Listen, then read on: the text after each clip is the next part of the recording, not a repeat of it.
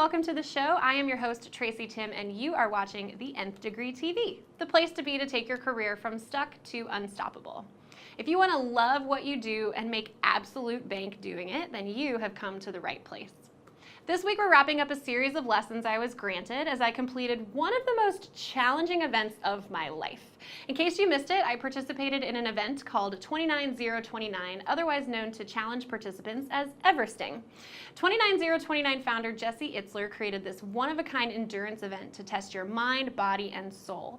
And the challenge is pretty simple. Hike the vertical equivalent of Everest over a span of 13 hikes on a privately rented mountain in 36 hours or less. Now, on the day that the race began, we dragged ourselves out of our respective tents around 5 in the morning. We put on some of our warmest gear, we made sure we had headlamps with batteries, we ate a solid breakfast, and we joined Jesse and the others at the challenge starting line at 6 a.m. It was still dark, but that didn't impact Jesse's energy whatsoever. Just before the race officially began, he opened the event with a speech. Now, if you've never seen Jesse Itzler speak, I highly recommend you watch his TEDx talk on your internal happiness meter. It's spellbinding. So of course, on that morning, Jesse had some choice words for us that were nothing short of inspirational. And when he was done, I literally wanted to sprint up that mountain. Although I'll tell you that that feeling was fleeting because 2.3 miles straight uphill will sober you up real quick.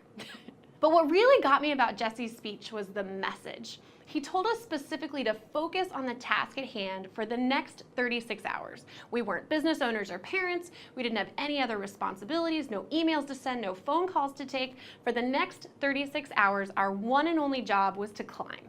One step at a time, one ascent at a time, sometimes just one foot in front of the other.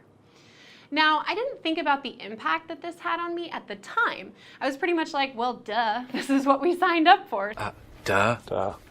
So of course I'm not gonna sneak off and answer emails at 2 a.m. instead of hiking another ascent or taking a nap. So wouldn't you know it, 36 hours later I had hiked 10 ascents, which was the equivalent of over 22,000 vertical feet in 23 physical miles, which is no small feat if you ask me. But here's the real magic. People were able to hike 9, 10, 11, 12, even 13 ascents, meaning the equivalent of the height of Everest, in just 36 hours for one specific reason. It was the only thing we were focused on. For 36 hours straight, there were no other priorities, no items on the to-do list, no distractions. Every single moment of that 36 hours was dedicated to one task. And because of that, people were able to accomplish amazing things. Now, I thought about this after the fact and had an incredible realization. I mean, you read books like The One Thing by Gary Keller and Jay Papasan, and you hear people talk all the time about the importance of focus, but how often do you really do it? How often do you look at your to-do list and ask yourself if each one of those tasks is in service of the same focused goal? I mean, even in my own business, I struggle to make that kind of professional commitment because it's all too easy to get distracted by the shiny things going on in life, the urgent but less important items that take up our conscious mind and make us feel like we're being productive, but then fail to move the needle in a meaningful way. He made me this collar so that I may talk. Squirrel! So this was a massive slap in the face for me, both personally and professionally. I mean, if I could outperform physically by simply focusing on the hike, what else could I accomplish in my life and in my business if I applied that same amount of focus? So as soon as I came home, I decided to come up with my one thing, my goal that I was going to focus all of my energy on and have each task aimed towards. That one thing is making my career clarity methodology, the Nth Degree, a household name. Now, that may not be the one thing that I do every single moment of the day, in the same way that during the hike, I wasn't only just climbing. In order to get to the top, you had to take time to eat, sleep, and recover. But what I can do is make sure that every one of my activities, every single day, can point directly back to that main goal, the main focus of my business, and the main reason why I'm doing what I'm doing today. So, how can you make this idea of focus work for you? What is your one thing? I can't wait to hear about your career journey in the comments below, so please leave a comment underneath this video. Also, you can get the discussion going on our sweet little space on the World Wide Web, tracytimm.com, so get your buns over there and leave a comment now.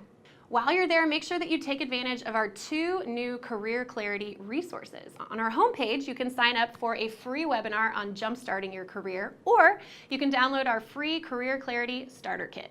Either way, don't wait. You deserve a job and a life you love, and these resources can be your first step on that road to clarity. Now, did you like this video? I hope so, because I love making these videos. If you like this video, please subscribe to my YouTube channel and check out some other videos that you might find helpful. But that's a wrap for today. Remember, now is your time. With a proven strategy, guided introspection, and a step-by-step plan, I promise that we can take your career from stuck to unstoppable. Thank you so much for watching, and I'll see you on the next episode of the Nth Degree TV.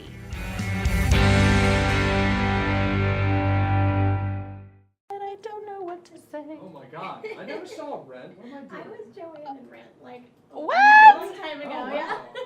I was like, that's my song. That is like her, yeah. Her The voice. tango, Maureen.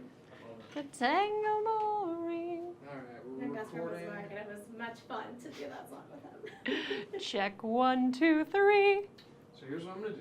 I'm gonna hit record, I'm Anything gonna hit but play, and that. that'll start rolling. You haven't been recording this? I've been recording on this one. Thank God. Yeah, but this is the one. Which was the equivalent of over 22,000 vertical feet and 2.3. Shiza. I got behind.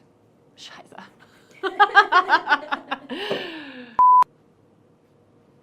Sorry, was that too harsh? Oh, sorry, you have to go back farther. That was my bad. I got played. You did. If I applied that same amount of focus, so as soon as I came home, I decided, oh, shit, I screwed that up. I thought that was one sentence. I know, It for a was second- not for a one second I was sentence. like, where's she going? What Yeah. did you, was those words? Like, oh goodness. You got it. You got it. I got this. All right. Okay, Yes. I'm a professional. Pacing and everything, it sounds really Oh, good, okay. Yeah, sounds good. I'm doing okay.